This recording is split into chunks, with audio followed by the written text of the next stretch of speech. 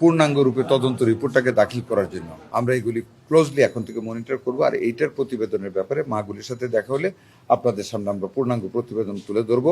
ময়নাতদন্ত ছাড়া তো আমরা তো পরিবেশগত একটা রিপোর্ট দিতে পারবো কেন মারা গেছে। 27 তারিখে যে ঘটনাটি এখানে ঘটেছে অত্যন্ত মর্মান্তক, অত্যন্ত বেদনান্তক। আমরা মর্মাহত, আমাদের মাননীয় প্রধানমন্ত্রী সহ আমাদের পুরো সরকার আমরা মর্মাহত যে 6টা নবজাতকের একই সঙ্গে এই হাসপাতালের মৃত্যু হয়েছে।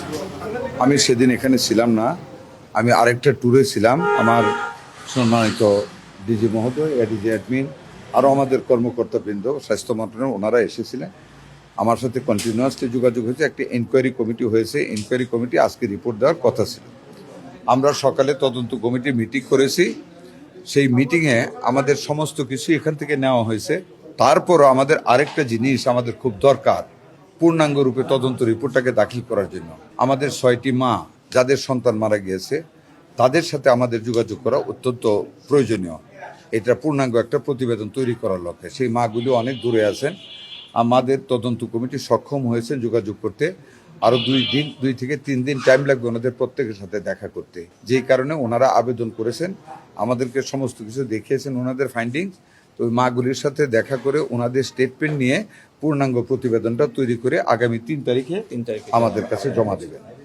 আমি 2-3 দিন অতিরিক্ত 3 দিনের মাথায় জমা দেবেন। এটা হলো অত্যন্ত সিনসিয়ার একটা প্রকাশ যে আমরা এটাকে আরও এনরিচ করার জন্য, যাতে কোনো ঘাটতি না থাকে প্রতিবেদনে, যাতে কেউ প্রশ্ন না তুলতে পারে, সেই কারণে মাগুলির সাথে আমরা কথা বলতে চাচ্ছি। 1।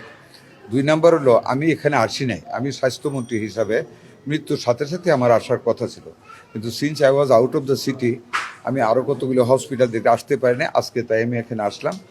আমি আরেকটা রিপোর্ট পেয়েছিলাম যে এইখানে একটা রুটির কারখানা আছে হসপিটালে, এটাও দেখা একটা ইচ্ছা ছিল। বাট যে জায়গাটা মারা গেছে এটা আমার আত্মসন্তুষ্টির জন্য দেখার দরকার ছিল, যাতে আমাকে আপনারা প্রশ্ন করলে যে আপনার মন্ত্রী আপনি তো আসতেন না। আমরা পরে এগুলি পূর্ণাঙ্গ আলোচনা করব। বেকারি চলে 2টা, ইলেকট্রিক কি দিয়ে? ইলেকট্রিক ওপেন দিয়ে। আমি এখানে কোনো ইলেকট্রিক্যাল ইঞ্জিনিয়ার পাইনি, একজন মেকানিক্যাল অ্যাসিস্ট্যান্ট পেয়েছি। দেয়ার আর সো মেনি গার্বেজেস দেয়ার, যেগুলি মানে কি বলবো, যেগুলি একটা হসপিটালে হাজার হাজার ছাত্র ছাত্রী রুগী অ্যাটেন্ডেন্ট থাকে, এটা উচিত হয়নি। অথবা আমাদের পরিদর্শনের অভাব বা ইন্টেলিজেন্সের অভাব বা যে কোনো কারণে হোক হয়েছে, এগুলি ইরেগুলারিটিস। আমরা এগুলি ক্লোজলি এখন থেকে মনিটর করব। আর এইটার প্রতিবেদনের ব্যাপারে মাগুলির সাথে দেখা হলে আপনাদের সামনে আমরা পূর্ণাঙ্গ প্রতিবেদন তুলে ধরবো। আমরা এটার শেষ পর্যন্ত সুরাহা করার চেষ্টা করবো ইনশাল্লাহ।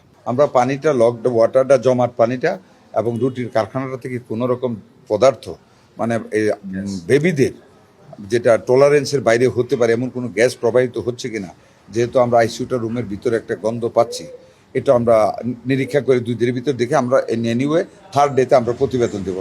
দেখেন, এটা কোনো বাবা মাই রাজি হয় নাই। অনেক চেষ্টা করা হয়েছে, আমাদের সিআইডি সবাই চেষ্টা করেছে, কিন্তু বাপ মাই নবজাতকের দেহ কাটতে ওনারা দেন নাই।